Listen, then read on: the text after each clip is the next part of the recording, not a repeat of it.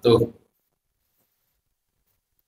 Alhamdulillahirabbil alamin wa bihi nasta'inu ala umuri dunya waddin wassalatu wassalamu ala rasulillahi ajma'in.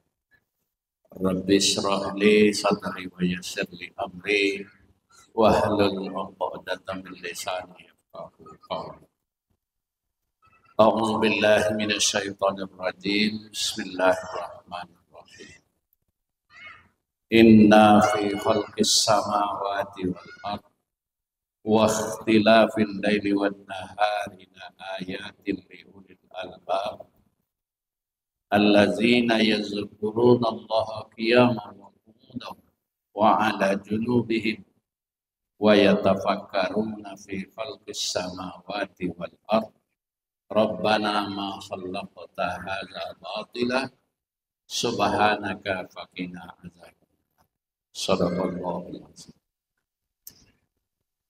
Kaum muslimin dan muslimat jamaah tarawih yang dimuliakan, syukur dan puji kita kepada Allah, salawat dan salam kepada Rasulullah SAW.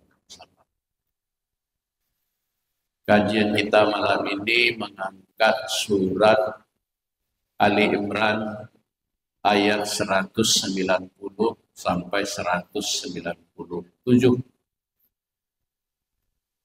Ayat ini berkenaan dengan bagaimana kita menggunakan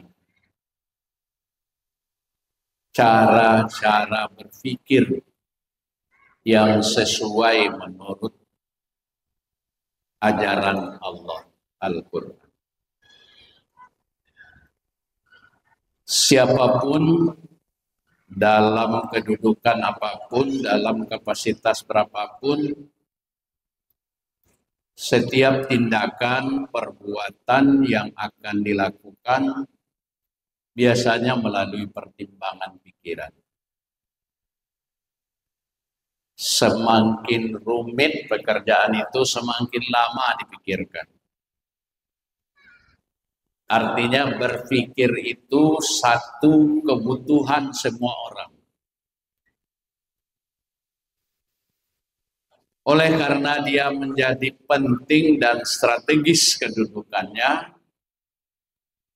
maka pikiran itu pun juga diatur mestinya.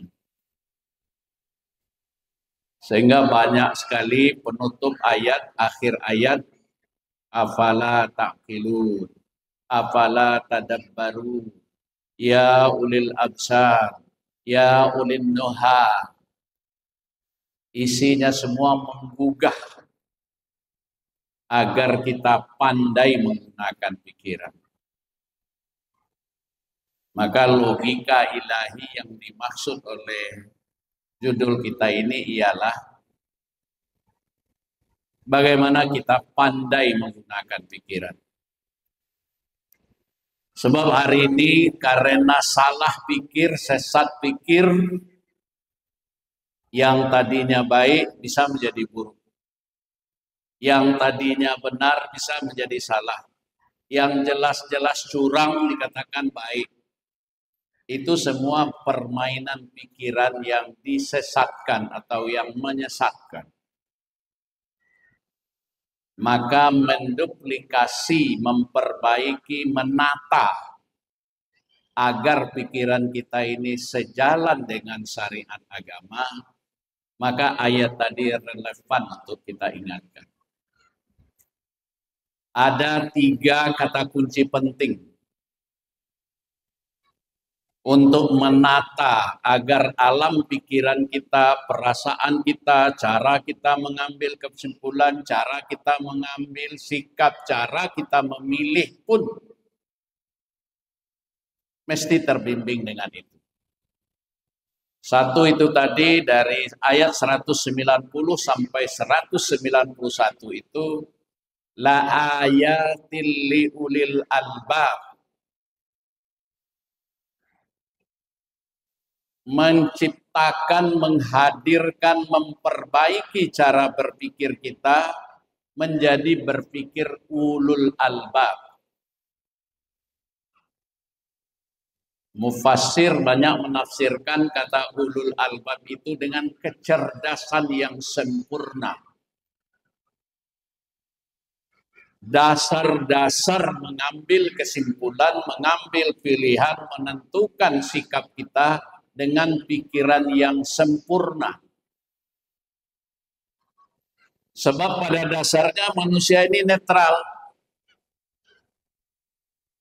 Wan nafsi wa ma sawwaha fa alhamaha fujuraha wa taqwaha.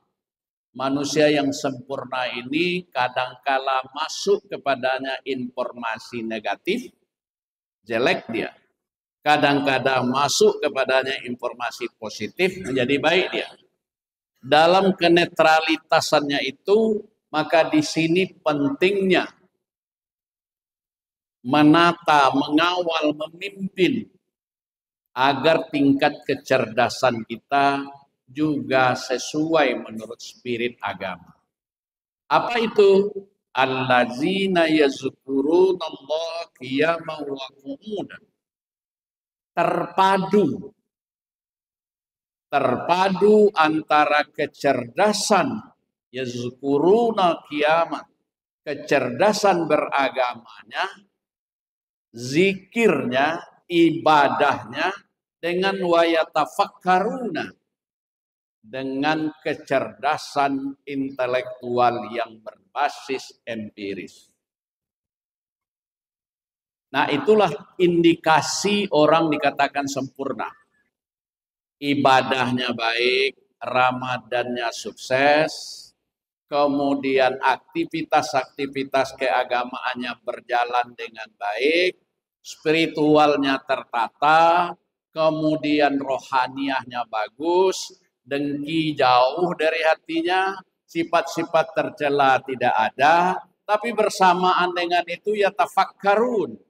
Dia juga mahir, dia juga kuat, dia juga cepat mengambil keputusan ini salah, ini benar, ini buruk, ini tidak baik. Sehingga dia tidak mudah diombang-ambing.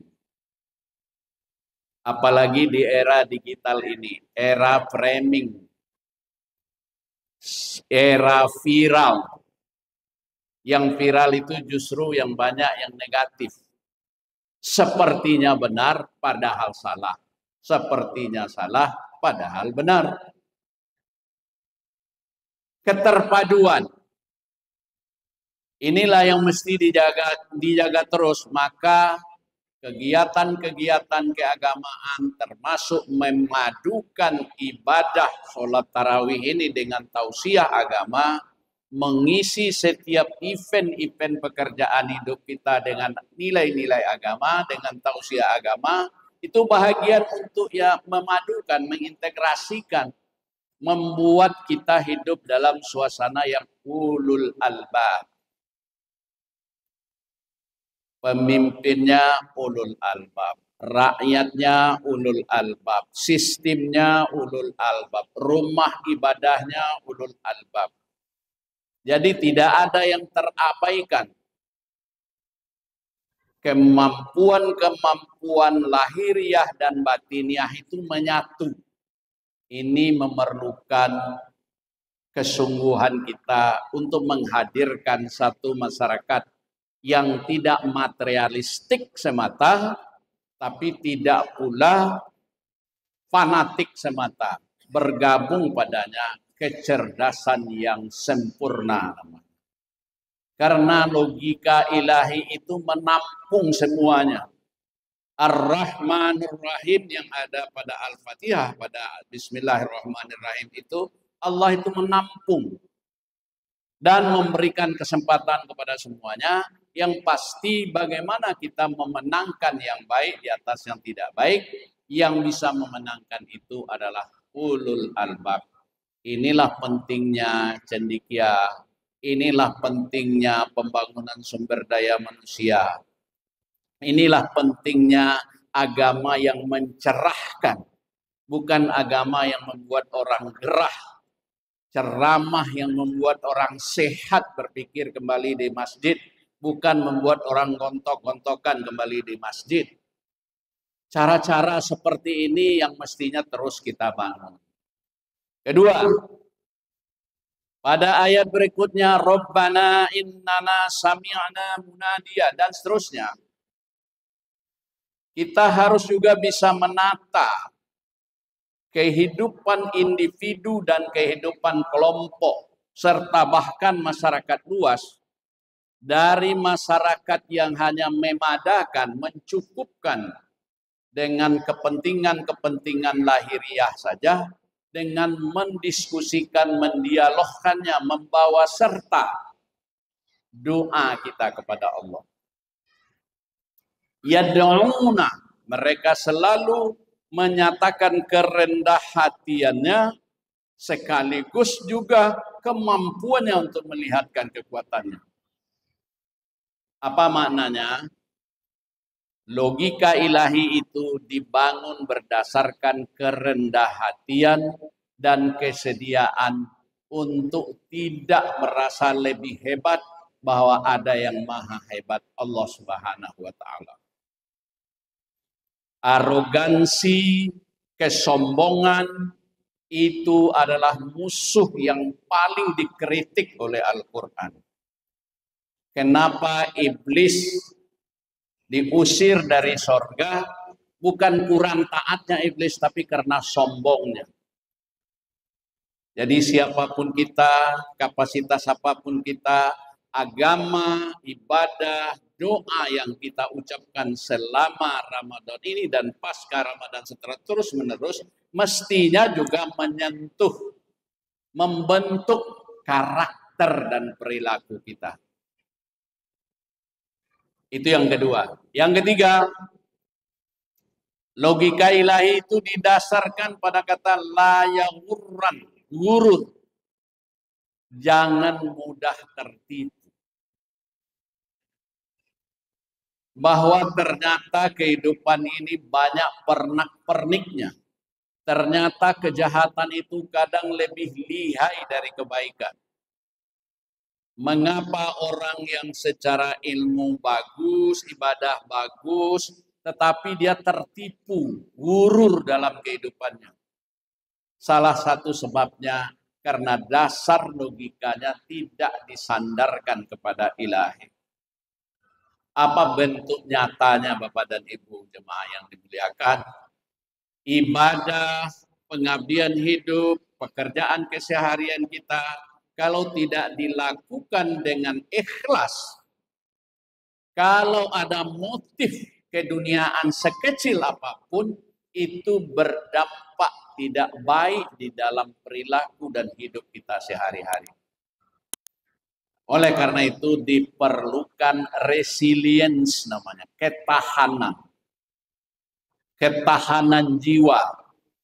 Menjadi orang taat, tahan di dalam menghadapi godaan. Menjadi orang baik, tahan menghadapi kebaikan. Menjadi orang yang puasa, tahan. Ada ketahanan-ketahanan. Ada ketahanan rumah tangga, ada ketahanan remaja kita, ada ketahanan sosial. Ini memerlukan semangat dan memerlukan bimbingan kita semua. Bapak dan Ibu, waktu terbatas dalam ceramah ini. Ceramah hanya ingin mengingatkan penempaan yang kita lewati selama Ramadan ini tidak hanya sebatas menempa fisik kita menjadi muttaqin, tidak hanya menempa alam rohaniah kita, tapi juga menempa dan menata pikiran kita sehingga pikiran-pikiran positif, pikiran-pikiran yang berbasis keilahian menjadi kuat di dalam diri keluarga kita, sehingga kesimpulan-kesimpulan yang akan kita ambil berada di jalan yang benar. Oleh karena itu, upayakan untuk terus-menerus menata ulul albab, menjadi orang yang memadukan antara kepentingan-kepentingan kehidupan kesehariannya dengan kepentingan keakhiratannya. Tidak memisahkan, tapi memadukan. Memadukan kerendah hatiannya dengan usaha yang maksimal, memadukan ketahanannya dengan keadaan yang dihadapi. Bukan tidak mungkin kecukupan material sering membuat orang rapuh karena tidak tangguh spiritualnya.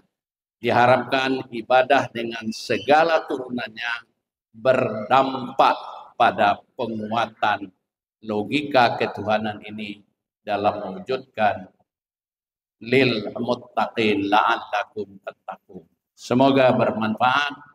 Billahi taufiq wal hidayah. Wassalamualaikum warahmatullahi wabarakatuh.